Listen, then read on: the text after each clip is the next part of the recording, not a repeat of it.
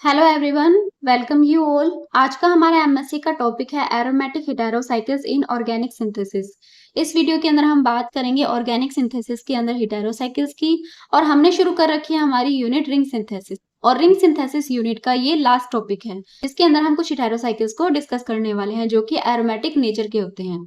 तो ये जो एरोमेटिक हेटेरोसाइकिल्स होते हैं ये काफी इंपॉर्टेंट ग्रुप होता है कंपाउंड के अंदर, क्योंकि ये जो एरोमेटिक हेटेरोसाइकिल्स है वो आपको काफी सारे कंपाउंड्स के अंदर, काफी सारी इंडस्ट्रीज के अंदर यूज होते हुए दिखाई देंगे, जैसे कि ड्रग्स के अंदर, नेचुरल प्रोडक्ट्स के अंदर, परफ्यूम इंडस्ट्री के अंदर या फिर कलर इंडस्ट्री के अंदर। और भी काफी सारी ऐसी इंडस्ट्रीज होती हैं जिसके अंदर आपको ये जो एरोमेटिक हेटेरोसाइकिल्स हैं इनका यूज होता हुआ दिखाई देगा, या आपको जो ये नेचुरल प्रोडक्ट या जो ड्रग्स वगैरह होते हैं इनकी स्ट्रक्चर के अंदर आपको ये एरोमेटिक हेटेरोसाइकिल्स देखने को मिलेंगे। और हमारे पास कुछ एग्जांपल्स हैं इन एरोमेटिक हेटेरोसाइकिल्स के, जिसके अंदर इंक्लूड है furan, thiophene, pyrrole, pyridine, indole और क्विनोलिन। ये सभी क्या है, ये सभी एग्जांपल है एरोमेटिक हेटेरोसाइकिल्स के। यहाँ पर फ्यूरिन के अंदर आपको हेटेरो एटम देखने को मिलेगा ऑक्सीजन, जबकि थायोफिन के अंदर sulphur as a heteroatom पाया जाता है। वहीं पायरोल के अंदर nitrogen as a heteroatom होता है। पिरिडीन के अंदर भी आपको नाइट्रोजन देखने को मिलेगा, इंडोल के अंदर भी आपको नाइट्रोजन देखने को मिलेगा, और क्विनोलिन के अंदर भी आपको nitrogen as a heteroatom देखने को मिलेगा। और इन सभी हेटेरोसाइकिल्स को हमने ऑलरेडी कवर कर रखा है हमारे लेक्चर्स के अंदर, तो आप इनसे रिलेटेड लेक्चर्स को भी जरूर देखिए। इसके बाद में हम बात करते हैं कुछ केमिकल रिएक्शंस की, जो कि आपको हेटेरोसाइक्लिक कंपाउंड के अंदर देखने को मिलेगी। जिसके अंदर पहली रिएक्शन है डिस्ट्रक्शन ऑफ एरोमेटिसिटी, दूसरा है जनरेशन ऑफ एरोमेटिसिटी। इसे हम ड्राइव टुवर्ड्स एरोमेटिसिटी भी बोल सकते हैं, इस हेडिंग से भी हम इसे समझ सकते हैं। इसके बाद में अगला पॉइंट है रिलीज इन रिंग स्ट्रेन, और चौथा है temporary formation of heterocyclic intermediate. तो ये सभी कुछ पॉइंट्स है हेटेरोसाइक्लिक कंपाउंड के कंटेक्स्ट के अंदर, और इन पॉइंट्स को अब हम वन बाय वन डिस्कस करते हैं। तो सबसे पहला जो हमारा पॉइंट आता है वो है डिस्ट्रक्शन ऑफ एरोमेटिसिटी। तो चलिए अब हमारे इस पॉइंट को डिस्कस करते हैं। फर्स्ट पॉइंट है डिस्ट्रक्शन ऑफ एरोमेटिसिटी, और आपको इसके नाम से ही पता लग रहा है कि यहाँ पर हमने क्या करना है, यहाँ पर हमें एरोमेटिसिटी का डिस्ट्रक्शन करना है। यानी कि हमें यहाँ पर सैचुरेटेड हेटेरोसाइकिल्स का फॉर्मेशन करना पड़ेगा एरोमेटिक हेटेरोसाइकिल से। तो यहाँ पर क्या होता है, एरोमेटिक हेटेरोसाइकिल से हम सिंथेसिस करेंगे सैचुरेटेड हेटेरोसाइकिल्स का। तो इसके लिए हम यहाँ पर एग्जाम्पल देखते हैं, और एग्जाम्पल के लिए हमने यहाँ पर लिया है थायोफिन। ये जो थायोफिन है इसका जब हम रिडक्शन करवाते हैं निकल की हेल्प से, तो यहाँ पर आपको इस तरीके का सैचुरेटेड हेटेरोसाइकिल देखने को मिलेगा। अब इस सैचुरेटेड हेटेरोसाइकिल की अगर हम फिर से रिएक्शन करवाते हैं निकल के साथ में, तो आपको कुछ इस तरीके का कंपाउंड देखने को मिलेगा जो कि होता है सिंपल हाइड्रोकार्बन, और इस कंपाउंड को हम बोलते हैं एन ब्यूटेन। तो आपने इस रिएक्शन के अंदर देखा कि हमने किस तरीके से एरोमेटिक हेटेरोसाइकिल्स की एरोमेटिसिटी को डिस्ट्रक्ट करके वहां से जनरेट किया है सैचुरेटेड हेटेरोसाइकिल्स। देन इस सैचुरेटेड हेटेरोसाइकिल्स को भी हम आगे कन्वर्ट कर सकते हैं सिंपल हाइड्रोकार्बन के अंदर। तो ये था हमारा फर्स्ट एग्जांपल। अब यहाँ पर ये जो हमने थायोफिन लिया है ये एज ए प्रिकर्सर काफी सारी अमीनो एसिड के सिंथेसिस की रिएक्शन के अंदर काम करता है। एग्जाम्पल के लिए हम यहाँ पर ये रिएक्शन देखते हैं। तो ये है हमारे पास थायोफिन, और इसकी रिएक्शन करवाते हैं हम POCl3 और DMF की प्रेजेंस में विल्समेयर हॉक फॉर्मुलेशन। और ये जो DMF होता है इसकी स्ट्रक्चर आपको यहाँ पर देखने को मिलेगी। DMF का मतलब है डाइमिथाइल फॉर्माइड। तो यहाँ पर आपको विल्समेयर हॉक फॉर्मुलेशन होता हुआ दिखाई देगा, जिसके बाद में ये जो थायोफिन है ये इस तरीके के कंपाउंड के अंदर कन्वर्ट हो जाता है, और यहाँ पर आपको एल्डिहाइड ग्रुप लगा हुआ दिखाई देता है। फिर हम इसकी रिएक्शन करवाएंगे HCN के साथ में। HCN के साथ में रिएक्शन करने के बाद में आपको इस तरीके का कंपाउंड बनता हुआ दिखाई देगा। अब ये कंपाउंड रिएक्ट करेगा अमोनिया के साथ में, और यहाँ पर होगा डिहाइड्रेशन, जिसके बाद में आपको ये कंपाउंड इस तरीके से कन्वर्ट होता हुआ दिखाई देगा। अब इस कंपाउंड के अंदर आपको हाइड्रोलाइसिस देखने को मिलता है। हाइड्रोलाइसिस होने के बाद में ये कंपाउंड इस तरीके से कन्वर्ट हो जाता है, और अब इसका होगा रिडक्शन, और वो भी निकल के प्रेजेंस के अंदर। जब इसका रिडक्शन करवाएंगे तो ये कन्वर्ट हो जाएगा अल्फा अमीनो एसिड के अंदर। तो आपने देखा इस रिएक्शन के अंदर कि थायोफिन ने कैसे एज अ प्रिकर्सर यहाँ पे सिंथेसिस किया है अल्फा अमीनो एसिड का। इसके बाद में हमारा जो दूसरा पॉइंट था जो था जनरेशन ऑफ एरोमेटिसिटी, जिसे हम पढ़ सकते हैं ड्राइव टुवर्ड एरोमेटिसिटी। तो इसके अंदर क्या होगा, हम यहाँ पर एरोमेटिसिटी को जनरेट करेंगे, और इसे जनरेट करने के लिए हम यहाँ पर रिएजेंट लेते हैं DDQ, और साथ में हम लेते हैं सेलेनियम। इस DDQ की फुल फॉर्म होती है 2,3 डाइक्लोरो 5,6 डाइसाइनो 1,4 बेंजोक्विनोन।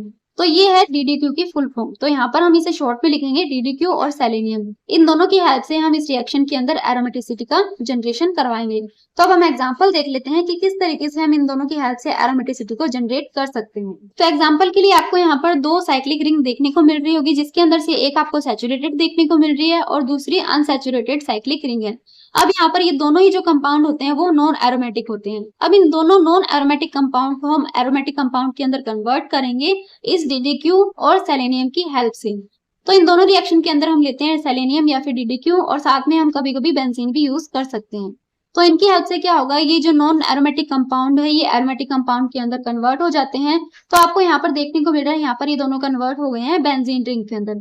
और आपको पता है जो बेंजीन होती है वो एक एरोमेटिक कंपाउंड होती है। तो ये था हमारा सेकंड पॉइंट। अब हम बात करते हैं हमारे अगले पॉइंट की, जो कि है रिलीज इन रिंग स्ट्रेन। तो यहाँ पर क्या होता है, आपको 3 और 4 मेंबर रिंग देखने को मिलती है और इन 3 और 4 मेंबर रिंग के अंदर आपको काफी ज्यादा स्ट्रेन दिखाई देगा, जिसकी वजह से क्या होती है, ये हाईली रिएक्टिव हो जाती है रिंग स्ट्रेन के कारण। और हाईली रिएक्टिव होने की वजह से ये लेस स्टेबल होती है। और लेस स्टेबल होने का मतलब है ये जल्दी से रिएक्शन शो करेगी और ये शो करती है रिंग ओपनिंग रिएक्शन। एग्जाम्पल के लिए हम यहाँ पर लेते हैं 3 मेंबर रिंग, जो कि है सब्स्टिट्यूटेड इपोक्साइड। जब हम इसकी रिंग ओपनिंग करते हैं तो यहाँ पर 2 तरीके से रिंग ओपनिंग होती हुई आपको दिखाई दे सकती है। पहली रिंग ओपनिंग आपको यहाँ से देखने को मिलेगी कि अगर मान लीजिए ये वाला जो बॉन्ड है यहाँ से ब्रेक हो जाता है, तो आपको जो प्रोडक्ट देखने को मिलेंगे वो होगा एक तो एल्कीन और दूसरा होगा पर एसिड। लेकिन अगर ये वाले बॉन्ड यहाँ से ब्रेक होते हैं तो आपको यहाँ पर देखने को मिलता है कीटोन और दूसरा देखने को मिलता है सल्फर हैलाइड। तो ये डिपेंड करता है कि कौन सा रिएजेंट हम वहां पर यूज कर रहे हैं या फिर रिएक्शन की क्या कंडीशन है। तो इस तरीके से आपको 3 और 4 मेंबर रिंग है वो रिंग ओपनिंग रिएक्शन करते हुए दिखाई देगी। इसके बाद में हमारा जो फाइनल पॉइंट आता है, अब हम उसकी बात कर लेते हैं। अब हमारा फोर्थ पॉइंट है वो है temporary formation of heterocyclic intermediate. यहाँ पर हम टेम्पररी फॉर्मेशन करेंगे हेटेरोसाइक्लिक इंटरमीडिएट का, जिसके अंदर हमारी जो पहली रिएक्शन है उसके अंदर हम देखते हैं कि डाइइमिडाजोल कार्बोनिल कंपाउंड का जब हम रिएक्शन करवाते हैं कार्बोक्सिलिक एसिड के साथ में, तो आपको वहां पर इमिडाजोल और अमाइड देखने को मिलते हैं। तो यहाँ पर आपको देखने को मिल रहा है फॉर्मेशन ऑफ हेटेरोसाइक्लिक। इसके बाद में जो हमारा अगला पॉइंट आता है वो ये बोलता है कि अगर हम फ्यूरेन और पायरोल के सिंपल डिस्कनेक्शन की बात करें तो वो आपको ऐसे देखने को मिलेगा कि हमने 1,4 डाइकार्बोनिल कंपाउंड में से हेटेरो एटम को रिमूव किया हो।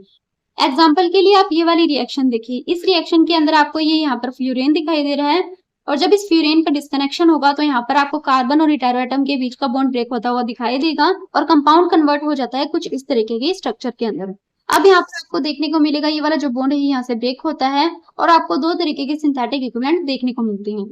तो आपने यहाँ पर देखा कि जब हमने फ्यूरेन का डिस्कनेक्शन करवाया तो वहां पर आपको ये जो हेटेरो एटम है ये रिमूव होते हुए दिखाई देता है और आपको यहाँ पर 1,4 डाइकार्बोनिल कंपाउंड का फॉर्मेशन होता हुआ दिखाई देता है।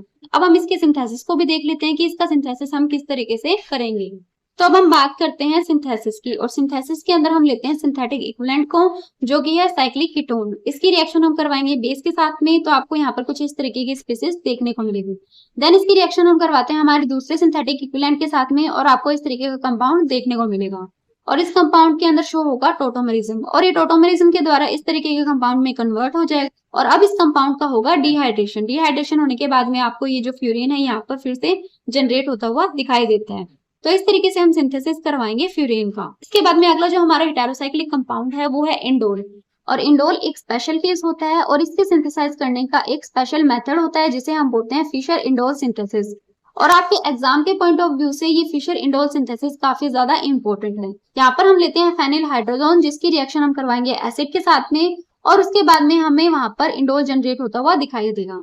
तो इसके लिए हम शुरुआत करते हैं हमारी रिएक्शन की फेनिल हाइड्रोजन के साथ में और इसकी रिएक्शन करवाएंगे हम कीटोन के साथ में। तो जब ये दोनों आपस के अंदर रिएक्शन करेंगे तो हमें यहाँ पर देखने को मिलेगा फेनिल हाइड्रोजन, और ये जो फेनिल हाइड्रोजन है ये रिएक्ट करेगा एसिडिक मीडियम के अंदर और उसके बाद में रिएक्शन कुछ इस तरीके से चलती है और इसके बाद में आपको इस तरीके से कंपाउंड देखने को मिलेगा।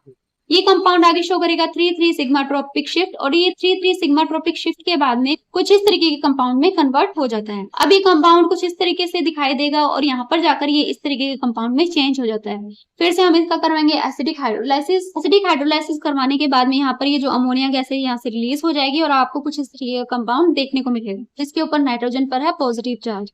ये बॉन्ड इधर शिफ्ट होकर इस पॉजिटिव चार्ज को न्यूट्रलाइज कर देगा और आपको फाइनली देखने को मिलेगा इंडोल। तो ये थी हमारे इंडोल का सिंथेसिस मेथड। इसके बाद में अगर हम बात करें इसके रेट्रोसिंथेसिस की, तो हम यहाँ पर इंडोल लेते हैं और यहाँ पर हम करवाते हैं डिस्कनेक्शन, और यहाँ पर जो आपको डिस्कनेक्शन देखने को मिलेगा वो होगा कार्बन और नाइट्रोजन बॉन्ड का डिस्कनेक्शन, जिसके बाद में आपको कुछ इस तरीके से कंपाउंड देखने को मिलते हैं। देन उसके बाद में यहाँ पर आपको कार्बन कार्बन डिस्कनेक्शन देखने को मिलेगा, जिसके बाद में आपको ये 2 सिंथेटिक इक्विवेलेंट देखने को मिलेंगे। और ये जो दोनों सिंथेटिक इक्विवेलेंट है इनके अंदर से ये वाला जो सिंथेटिक इक्विवेलेंट है इसकी जगह हम यूज करेंगे फेनिल हाइड्रोजन को। तो ये था आज का हमारा वीडियो और इसी के साथ में हमारी जो रिंग सिंथेसिस की यूनिट है वो भी कंप्लीट होती है। अगर वीडियो अच्छा लगा है तो please like share and subscribe जरूर कीजिए। Thank you.